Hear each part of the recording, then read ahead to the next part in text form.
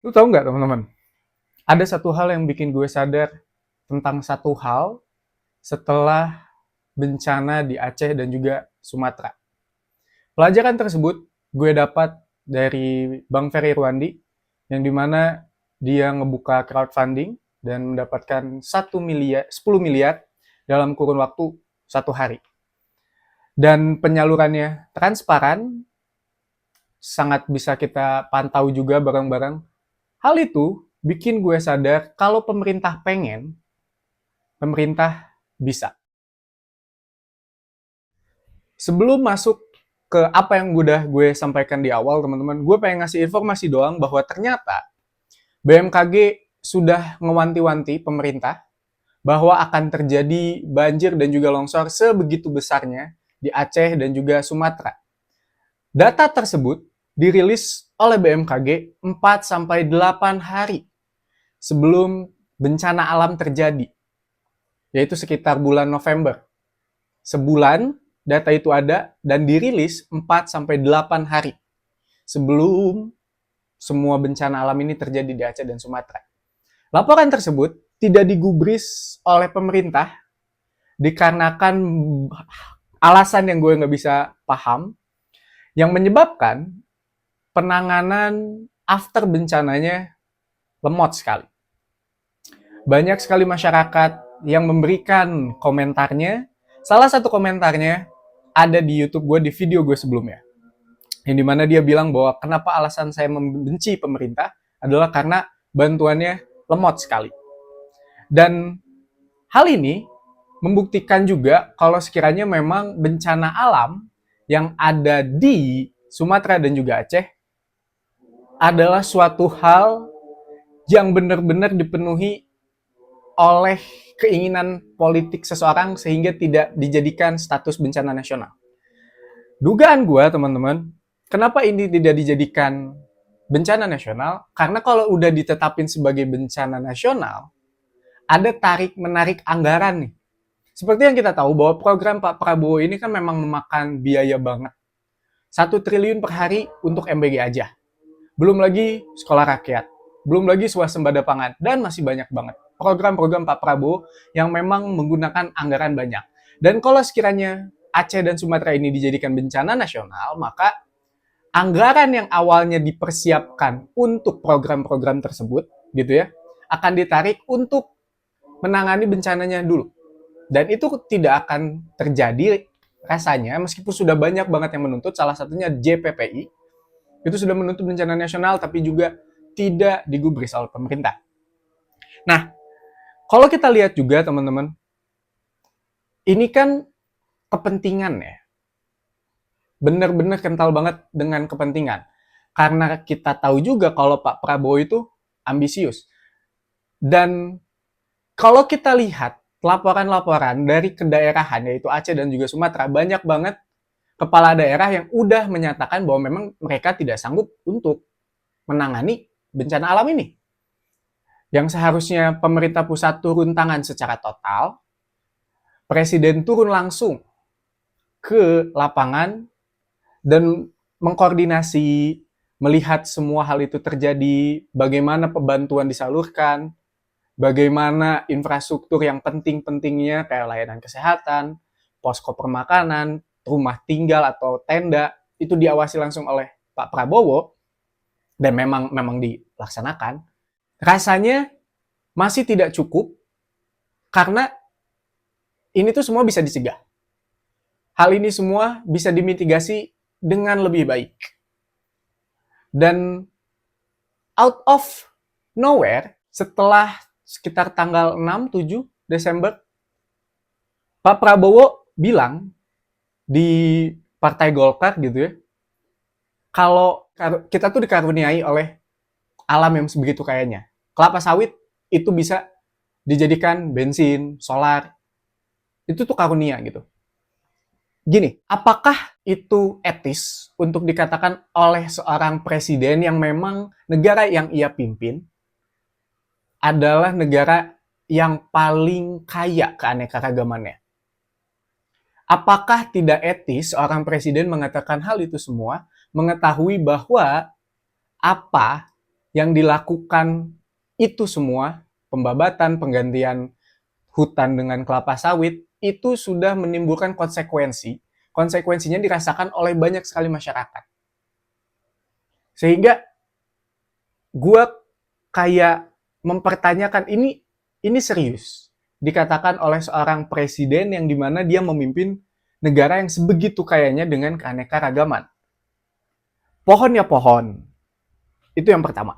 Yang kedua, kita harus menjaga lingkungan. Yang ketiga, dia bilang begitu lagi. Gue jadi mempertanyakan konsistensinya Pak Prabowo gitu. Kepentingan sebesar apa yang dipegang oleh Pak Prabowo mengatakan hal itu semua? Gua ngerasa kalau bumi itu udah survive dengan beribu-ribu bencana alam dari awal. Bumi udah survive. Cuman karena kita ada di dalamnya sekarang sebagai manusia, kejadian-kejadian alam itu memiliki dampak ke kita. Oke? Kita lah yang menyematkan makna ke kejadian alam ini, fenomena alam ini sebagai bencana karena kita korbannya. Sehingga yang ada di otak gue adalah kita harus melakukan dikotomi kendali. Oke lah, alam gak bisa kita kontrol. Sehingga apa yang bisa kita kontrol adalah diri kita sendiri. Termasuk orang-orang pejabat yang memiliki power untuk membuat aturan-aturan tentang perlindungan, tentang pengawasan hutan, dan segala macam gitu. Dan itu tidak dilakukan oleh mereka. Itu tidak dikatakan secara tegas, tidak ditegakkan dengan baik oleh para pejabat-pejabat kita. Karena apa? Kepentingan, karena banyak banget konten-konten sekarang, termasuk gua, yang mereka udah mengatakan argumen-argumen yang logis. Ada banyak orang yang mengatakan argumen-argumennya yang punya fondasi kuat, data, undang-undang, cuman nggak didengar mulu sama presiden dan juga pemerintah. Ini bikin gue kesel. Berarti kalau sekiranya memang udah argumen logis gak diterima, argumen data gak diterima, argumen yang bersifat ilmu pengetahuan gak diterima, maka apa yang diterima oleh pemerintah kita untuk memang mengetahui bahwa ini memang terjadi dan sebesar ini karena apa yang para pejabat-pejabat kita lakukan atau oknum-oknum yang kita lakukan. Dan mereka tidak mendapatkan ketegasan hukum. Itu semua gue rasakan. Dan sampai pada akhirnya gue ngelihat konten-konten Bang Ferry Irwandi. Gue ngelihat bagaimana beliau crowdfunding, bagaimana beliau talk to us, berbicara di depan kita semua di live-nya, mencari informasi-informasi lapangan, penyaluran bantuannya gue lihat. Dan di situ gue belajar kalau sekiranya pemerintah mau untuk melakukan itu, mereka mau. Kalau mereka mau untuk melakukan itu, mereka bisa melakukan hal itu. Karena Bang Ferry Irwandi somehow dia ngebuka kita. Kalau sekiranya bantuan itu bisa disalurkan dengan baik, salurkan itu bisa dilakukan dengan tepat sasaran dan juga transparansi yang baik gitu. Dan bagaimana Bang Ferry Irwandi mengkomunikasikan apa yang ia ingin lakukan, itu efektif. Efektif banget. Kita bisa ngelihat Bang Ferry Irwandi itu informatif, nggak banyak cacicu, ngelihat kondisi alamnya kayak gimana tanpa ada hiperbola, tanpa adanya gimmick gitu. Kalau kita lihat dan kita bandingkan apa yang Bang Ferry lakukan dengan pemerintah-pemerintah, pejabat-pejabat kita gitu ya, Zulhas, Verrel Bramasta, anaknya Zulhas, Pak Prabowo sendiri, mereka tuh kayak terlalu banyak dibumbui sesuatu gitu. Entah itu angkat beras, entah itu pakai rompi, entah itu nempel stiker di bantuan yang ia berikan, kan kayak apakah itu harus dilakukan dengan kondisi sedarurat ini? Di komentar yang ada di video gue sebelumnya, dia bilang bahwa ada yang mati kedinginan karena nggak ada baju lagi. Kita bisa ngelihat berita penjarahan. Dan it's kinda bikin gue kesel karena di saat waktu-waktu itu bisa langsung disalurkan, tertahan karena untuk bikin konten hal itu tersebut gitu. Belum lagi ajudan asisten pribadinya Pak Prabowo bikin A Day in My Life gitu. Itu tuh waktu-waktu dalam penempelan stiker deh, mari kita katakan, atau angkat-angkat karung gitu ya. Itu kan bisa dimanfaatkan untuk memang benar-benar langsung disalurkan gitu. Jadi oke lah kalau misalnya satu beras ditempel stiker Pak Prabowo gitu. Dan udah, itu kan gak makan waktu. Ini berapa tumpukan beras yang harus ditempelin stiker Pak Prabowo. Dan itu kan makan waktu gitu. Maksud gue adalah, kan Bapak dari APBN nih. APBN pun rasionya lebih tinggi dari pajak nih penghasilannya APBN kita tuh. Ya kenapa harus ditempel stiker Bapak gitu? Bapak takut banget kayaknya ya kehilangan suara Bapak untuk kedepannya. Dan Bang Ferry aja yang 87.000 orang yang berdonasi ke kitabisa.com itu pakai atas nama masyarakat Indonesia. Bapak yang dari APBN sebagai presiden gitu ya, pakai nama Bapak sendiri yang dimana uang itu kalau kita tarik ke sumber pendapatannya itu dari pajak. Dan Pak Prabowo donasi pribadi. Gua nggak menyalahkan donasi pribadi Pak Prabowo. It's okay, baik juga. Itu akan dapat dirasakan oleh banyak masyarakat. Cuman Bapak kan sebagai presiden punya kapasitas yang lebih ya.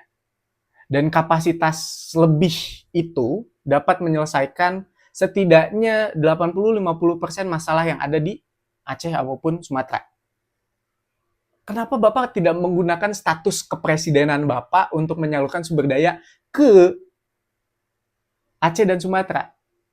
Kapasitas Bapak sebagai presiden harusnya dapat digunakan juga dong. Bukan atas nama pribadi aja. Apakah atas uang Bapak yang Bapak donasikan ini bisa menyelesaikan permasalahan yang ada di Aceh dan Sumatera? Nggak akan cukup. Maka dari itu, kapasitas Bapak sebagai presiden lebih diperlukan daripada pribadi Bapak sendiri. Dan bantuannya itu jangan dijadikan gimmick, Bapak. Gue sakit hati, jujur. Karena ya seperti yang awal gue tadi, bahwa ini semua udah diwanti-wanti nih sama BMKG. Datanya udah dirilis 4-8 hari sebelum kejadian. Dan setelah hal itu kejadian, banyak banget pejabat kita yang ngeles, banyak banget pejabat-pejabat kita yang rasanya kayak pencitraan gitu, minim substansi gitu kontennya, komunikasinya nggak efektif, bikin masyarakat bingung, ini lu tuh pengen apa sih? Di video perasaan lu seneng banget, tapi di setelah off video lu kayak jadi anti banget sama masyarakat gitu. Nah, di saat udah diwanti-wanti, penanganannya kayak gini kan agak nggak insensitif gitu bagi gue gitu. Dan Bang Ferry Irwandi itu ngasih kita pelajaran somehow. Kalau emang lu mau dan lu punya sumber dayanya, lu bisa kok lakuin asal lu pengen aja. Kalau lu beneran pengen, lu pasti bakal cari cara gitu. Dan pemerintah kita meskipun yes betul, pemerintah kita memang memberikan bantuan, dan gue sangat senang sekali di saat pemerintah memang udah melakukan hal itu semua.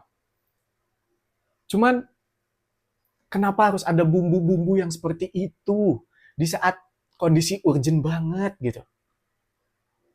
Kenapa di saat masyarakat lagi benar-benar butuh untuk ditolong, ada 1, 3, 4, 5 orang yang menggunakan hal ini sebagai suatu hal yang dimana saya bisa menumpangi ini gitu. Ya sangat disayangkan aja teman-teman. Dan dari informasi yang gue dapat, Bang Ferry sekarang sedang diserang hoax tentang provokatif dan juga insensitif karena memberitakan suatu hal di dalam bencana. Gue pengen katakan ke teman-teman semua itu hoax, teman-teman. Ferry Irwandi tidak melakukan hal itu semua. Ya, Oke, gitu aja teman-teman. Terima kasih banyak yang udah nonton. Gue Rangga Susana. Ciao.